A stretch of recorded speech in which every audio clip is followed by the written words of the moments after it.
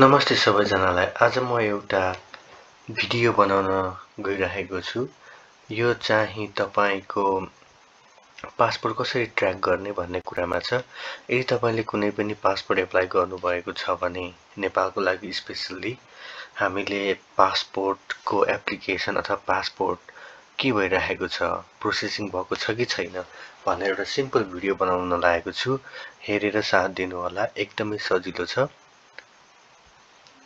यो Nepali passport download गरिसकेपछि तपाईको त्यो एप क्लिक गरिसकेपछि यस्तो अप्सन आउँछ, एप्लाई फर ई पासपोर्ट अथवा एप्लिकेसन स्ट्याटस भन्ने हुन्छ।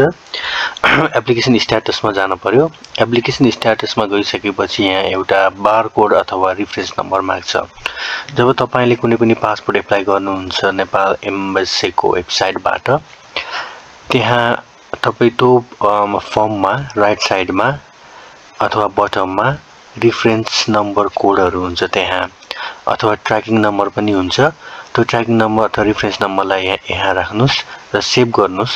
यदि सेभ गर्नुभयो भने तपाईले प्रत्येक पटक चेक गर्दाखेरि चाहिँ रेफरेन्स नम्बर हानिराख्नु पर्दैन। चेक स्ट्याटसमा क्लिक गर्नुस्। चेक स्ट्याटस क्लिक गरिसकेपछि तपाईको के हुँदैछ पासपोर्ट भनेर देखाउँछ। यदि पासपोर्ट रेडी भइसकेको छ भने passport is ready for shipment भनेर भन्छ। यदि बाहिर देशमा छ भने, यदि पासपोर्ट चाहिँ नेपाल गभर्नमेन्ट अथवा राजधानी विभागमा चाहिँ पुगेको छ भने इस्यु भनेर देखाउँछ। प्रिन्टिङ हुँदैछ भने प्रिन्टिङ हुँदैछ भनेर देखाउँछ। र तपाईले यसरी चाहिँ आफ्नो पासपोर्टलाई ट्र्याक गर्न सक्नुहुन्छ।